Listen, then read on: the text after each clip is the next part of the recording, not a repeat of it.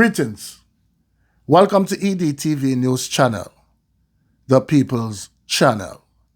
In this report, we have a few stories for talk about, locally and internationally. Stay tuned for the full reports.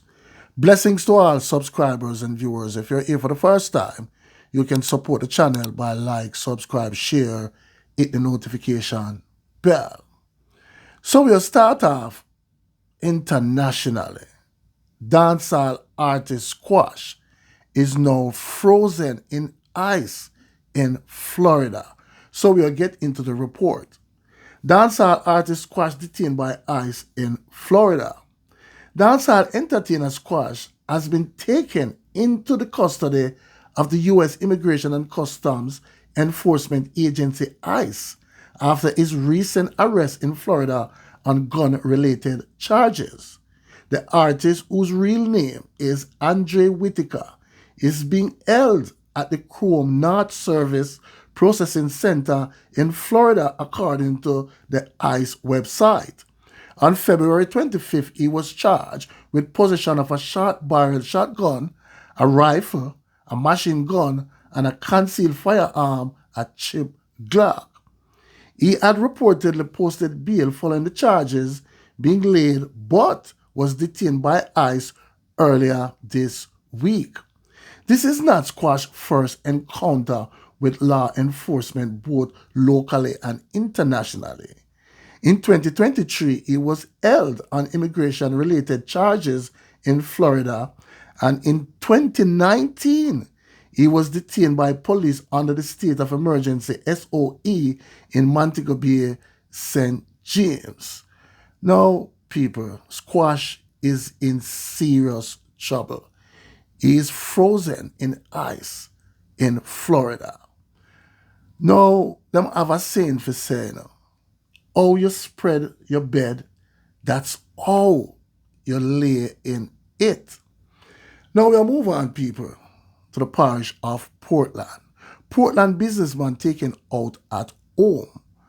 Portland recorded its fifth dropout, the second in 2 days, following the shooting dropout of Albert Bugsy Lindsay, a businessman of Anchovy Land Settlement in East Portland on Thursday.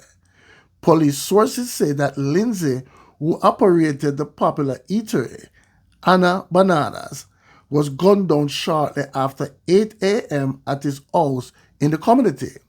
According to the police, residents heard several loud explosions sounding like gunfire and alerted them. Upon their arrival, Lindsay was found lying motionless on his back with what appeared to be multiple gunshot wounds to the upper body chest area. He was later pronounced you-know-what by a doctor. It is understood that Lindsay was at home when someone reportedly called him from the outside. The now deceased reportedly went out to the veranda area where he was allegedly shot multiple times by his attacker. Detectives from the Criminal Investigation Branch in Port Antonio processed the crime scene. Now, people, we'll move on. 2 men have been arrested for impersonating police officers and possessing a prohibited weapon on Barbican Road in St. Andrew on Monday, March 3rd. Reports are that about 4:15 p.m., members of the Traffic Enforcement Division of the Public Safety and Traffic Enforcement Branch, PSTEB, observed a Toyota Axia driving erratically and displaying a blue flashing light. Suspicions were raised when a check of the vehicle's registration through the traffic ticket management system revealed it was not registered to the Commissioner of Police. The PSTEB officers signaled the driver of the vehicle to stop. Upon stopping, one man exited the vehicle dressed in attire resembling a police uniform, including a Jamaica Constabulary Force baseball hat, a black long-sleeve shirt, and a less lethal belt with a JCF RCB baton. He also carried a handcuff pouch and had a bulge in his waist. When questioned, the individual claimed to be a police officer working in the Spanish Town area. However, he failed to provide any identification. A subsequent search revealed an imitation pistol concealed in his waistband. Further investigation led to the search of the vehicle, and the other occupants, both individuals, were arrested on reasonable suspicion. Now, people, we'll move on, this time to the parish of St. Mary.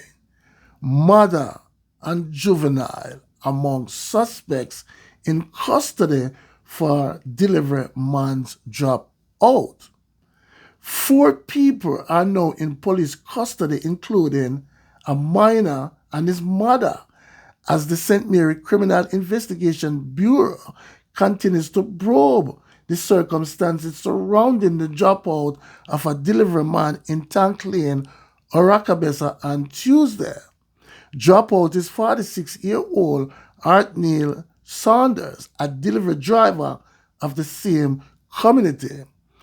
Police reports said that on Tuesday, Saunders had returned home around 11 p.m.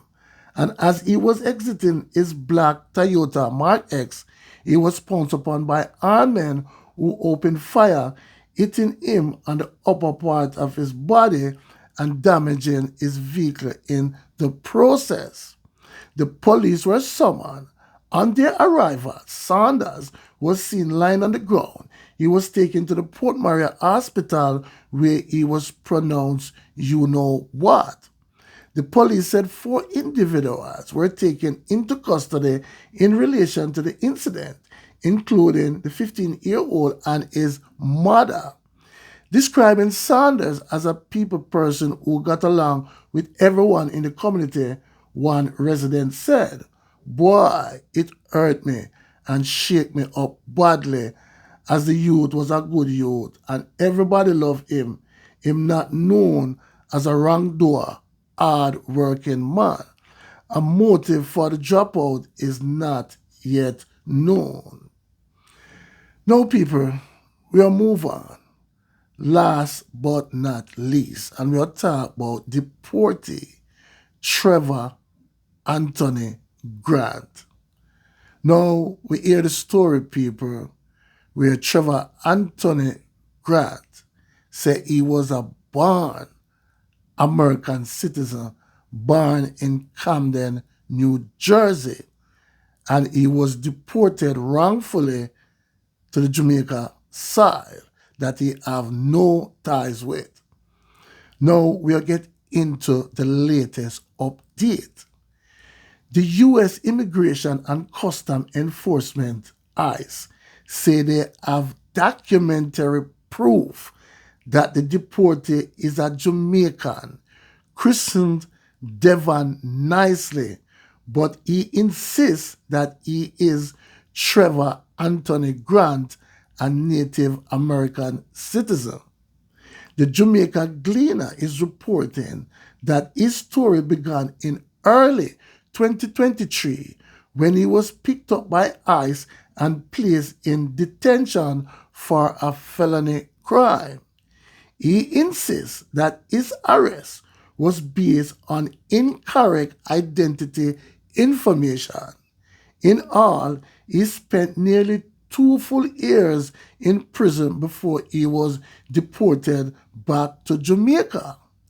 Taking up the case at his insistence this week, the local Immigration and Citizenship Service, PICA, said it was satisfied that the Americans had done the correct thing and had their right man in custody for deportation following 2 years of back and forth efforts between the ICE, the Jamaica embassy in the US and the local authorities back in Jamaica. PICA says it is satisfied with its investigation and the outcome. In the instant case, the U.S. authorities provided PICA with documentary evidence, including biometric information. PICA conducted investigation to verify the authenticity of the Jamaican birth certificate and other information related to Devon nicely. This biometric information, including fingerprints, link the individual who arrived on a flight as Jamaican national Devon nicely, the department stated in a release.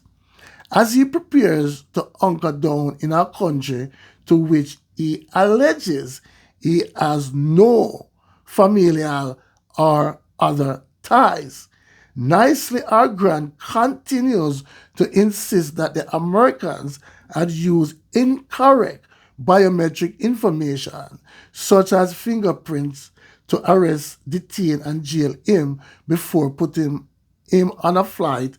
He is disappointed that Jamaica has accepted the data and information provided by ICE. I am a United States citizen, born in Camden, New Jersey.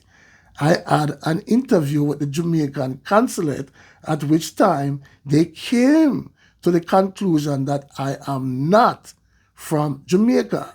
He said, noting that Jamaican diplomats had provided him with no documents. They don't do that. They simply have an interview with you over the phone, and they make a determination based on the information you give them and the information back there. I couldn't give them any information about Jamaica because this is my first time being in Jamaica. The publication quoted him as saying, "From all appearances, the Jamaican Immigration Service appears to have closed the matter as Nicely/Grant seems to be on his own."